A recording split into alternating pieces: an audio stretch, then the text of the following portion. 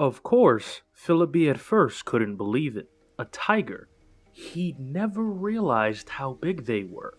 The tiger stood as high as Philippi's shoulders, orange, black, and white stripes, like war paint. Its eyes were hypnotic. He couldn't pry his own away from them. They stared at him like he was lunch. The tiger blocked the door to the small hut. There was no getting past it, even if Philippi's legs had worked. And at that moment, he had no sensation in his legs whatsoever. He felt nothing but tremendous fear charging his system. It took him over completely, owned him. A tiger loose in the animal kingdom. Where were the sirens? Where were the animal police? He opened his mouth to scream, but his throat proved too dry and croaked out a pathetic noise that didn't even sound close to the help he intended. The tiger cocked his head, looking at him from an angle, sizing him up, preparing to attack. It crouched slowly and silently. As graceful as a dancer, it squatted onto its haunches, its leg muscles flexing as if there were steel cables beneath the colorful hide. Philippi couldn't take it anymore. He squinted his eyes shut and braced himself for the attack. When nothing happened, he slowly edged his left eye open, slightly stealing a look. At that exact moment, the tiger jumped. Philippi's world went dark. He felt nothing. Finn arrived at the rendezvous at the specified time. There was a tall guy in a Disney cap and green overalls hanging out by the gate to the backstage, and it took Finn a moment to realize it was Maybeck. With his face in the shadow of the cap, he looked about 20 years old. The two boys met up and stood to the side, near the jungle, amazed as the number of visitors that now jammed the park. Speaking under his breath, Finn explained his encounter with the brooms. Maybe the brooms mean the overtakers are trying to clean up things. Maybeck was obviously amused by his own joke. Finn didn't dignify that with a response. The Divine Charlene's over by the bat enclosure. I walked over trying to find some stuff from the diary, and ended up back at the Gibbons Temple. I gotta tell you, Whitman, there was some serious action going over there. A bunch of rangers all making a stink. From what I ever heard, some of the orangutans pulled a fast one. One of the apes supposedly stole a key and hid it under his upper lip, and then pulled off a jailbreak. Some kind of smart to these apes. 6 of them are missing. There's some serious stuff going down. No doubt about it. As far as I can tell, we're the only ones who have a clue. And not much of a clue at that. Where's Philby? And Willa? Philby's never late to anything. Haven't seen either of them. Amanda's hanging at the conservation station. Philby hooked up a bunch of other cameras somehow. So now she can basically see everything that's going on. The attractions, the paths, and all the buildings, inside and out. But she's stuck out there. She can't leave her animal cam console because she doesn't want anyone to discover what Philby rigged up for her. What about you? The thing about the brooms doesn't make any sense. As if any of this makes any sense. Hello? Try me, Whitman. Okay, so pretty soon after I arrived at Hollywood Studios, I thought this crow had spotted me. Then the broom showed up, you know? But they didn't exactly come after me. They just kind of followed me there. At Voyage of the Little Mermaid, it was almost like they were there to watch the show, the way I was. I don't get it. You see, when the Blackberry rang, they saw me. Everybody saw me. But I think the brooms were surprised to see me there. Or maybe they didn't care. Threaten them how? What if the crow was some kind of spy? Like the bat? Yeah, exactly. And what if the brooms were sent to follow me? So they did, until the Great Movie Ride. They didn't follow me into there. Why? I hope you're going to answer that. Because by me going in there, they were no longer worried about me. And then, when I got to Voyage, they weren't even looking for me. It was the show that they were interested in. The show. Listen, I'm not getting this. What's up? I think the Overtakers heard Under the Sea same as we did. Meaning, Think about it. He watched as the mental tumblers clicked into place and unlocked Maybeck's thought. they're following the music clue the same way we are. Because they're looking for Jez. She escaped. They had her in the stump on the savannah, we know that much. Maybe in transferring her, maybe sometime before they ever moved there, she managed to escape. She hid someplace here in AK, and for some reason yet to be determined, she used the music as a clue. She's stuck in the park and she can't get out without our help. So she's played the music to send us a clue. We heard it, but so did the Overtakers. We both started looking at anything and everything that had to do with Under the Sea. It makes sense.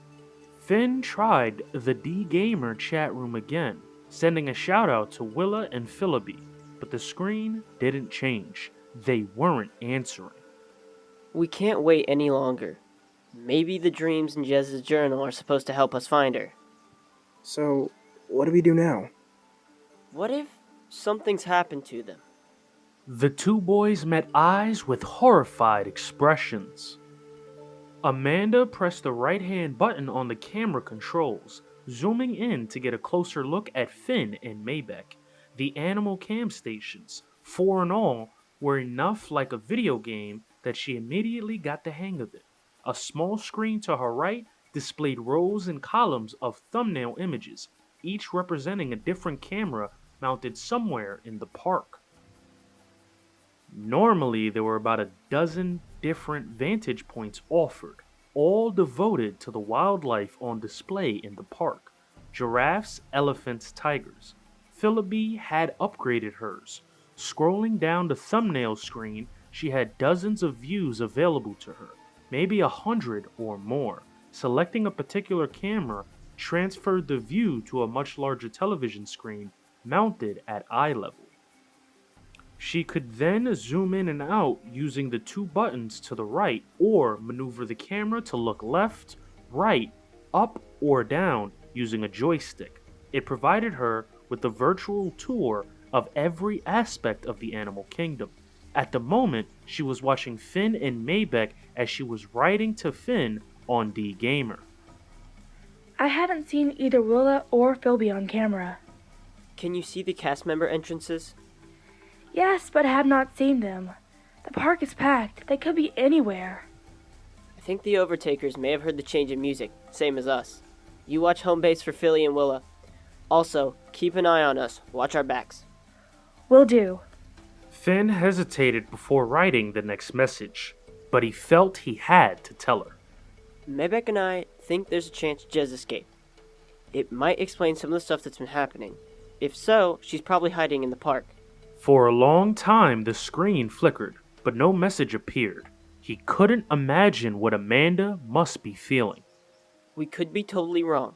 Maybeck and I are going to track down each of the diary drawings. Maybe her escape was part of her dreams. Are you okay? I'm scared for Jez. My dad's crackberry can't access the internet. I'll go on to VMK and try to find Wayne. Maybe he can help us find Philby.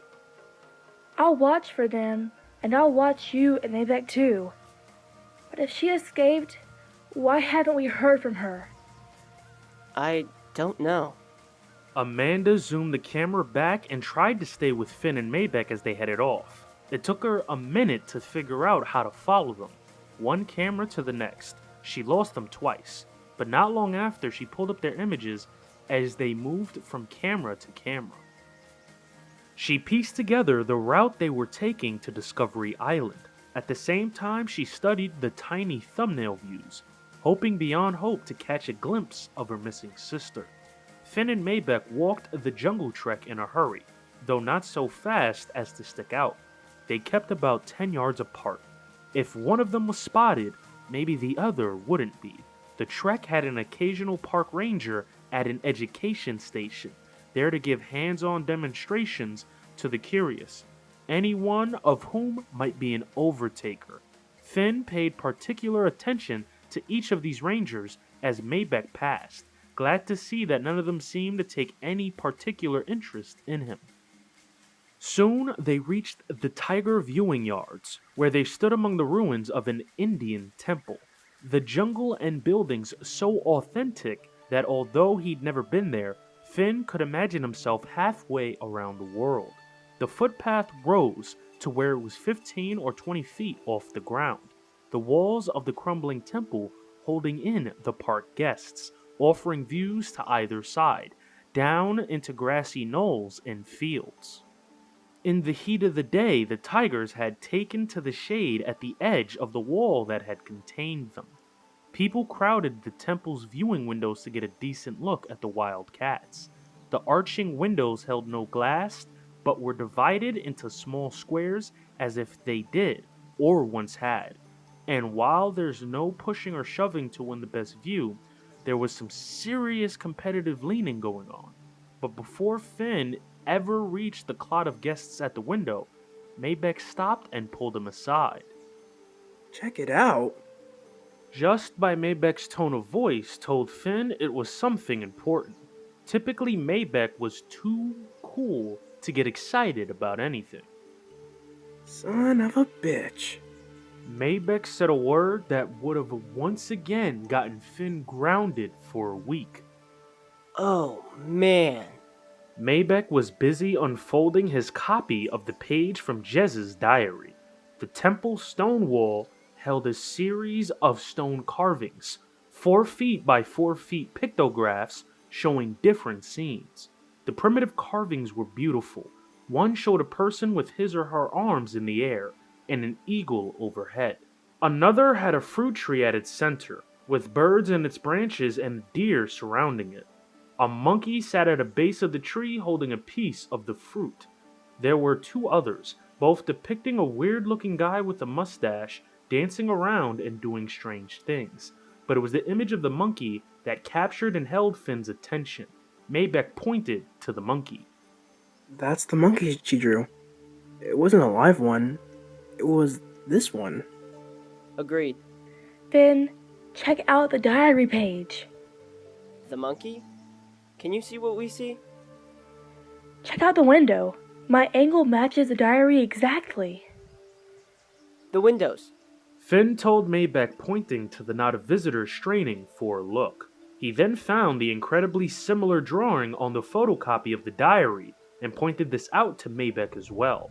He and Maybeck moved toward the crowd. I gotta tell you, until now, I wasn't buying that Jez could dream the future. And now? Yeah, well, a person's got a right to be wrong. Finn and Maybeck steadily pushed to the front of the throng gathered at the windows overlooking the tiger yards, where a blanket of green grass was interrupted by some trees and rocks. A huge tigress slumbered in the thick shade of a bamboo stand, her back against the tall rock wall that contained her. Jez had sketched both this window and the sculpture reliefs they'd just been studying, meaning this location had played a significant role in her dreams. But what role, Finn wondered? It could be she's hiding in the tiger yards. You see her out there, do you? No, but That's because she isn't there. it makes sense. She wouldn't exactly be able to move if she was stuck in here, not with tigers roaming the place.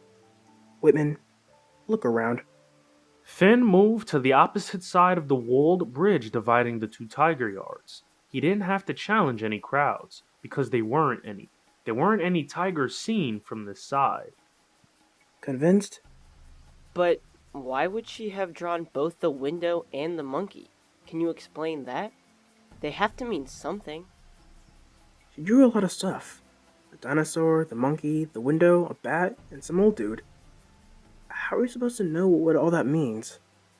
That's just the point. We are supposed to know what it means. We're supposed to figure it out. We're supposed to help her. Maybe it's about the animals? Not locations. Something to do with the monkeys, the tigers, and the dinosaurs. But what do they have in common? Nothing. Except that they're all a part of the animal kingdom. The server! The second server! Didn't Wayne tell you that the plan was to... Make animals into DHIs. You're right. He pulled out the page of Jez's diary and studied it again. What if these animals are the ones they're turning into DHIs? Jez saw them in her dreams. They meant something to her, something important. Maybeck wrote to Amanda on the DS. Amanda, how many tigers do you see? 3. Finn and I think some of the animals may be DHIs. Overtakers may be using DHIs to fake us out. Maleficent cannot be trusted. She could have made a DHI of herself to use as a decoy or something. No way to know. She wants control of the parks. It makes more sense she would use the DHI to scare the guest. Or to put us into SBS. She doesn't want us around, that's for sure. And with Jez being able to see the future, she's a real threat. What if she knows what Maleficent has planned? That would explain why Maleficent wants to control her. The diary drawings of animals may be to warn us to watch out for this or something. No, it's more than that. Her dreams involve her. Have you ever had a dream that you're not in? Never. The diary is about her dreams, her life. There's a truck being unloaded behind the bat enclosure. 2 cages, both wrapped with tarps. Doesn't mean anything. Listen to me. The truck driver has a monkey on his arm, a live monkey. The park would never allow a monkey to be running around loose. These cast members are fakes. How big are the cages? Big. Big enough for a large dog. Or a wild cat. Or... Willow and Philby. Amanda, watch every camera in that area. We're on our way.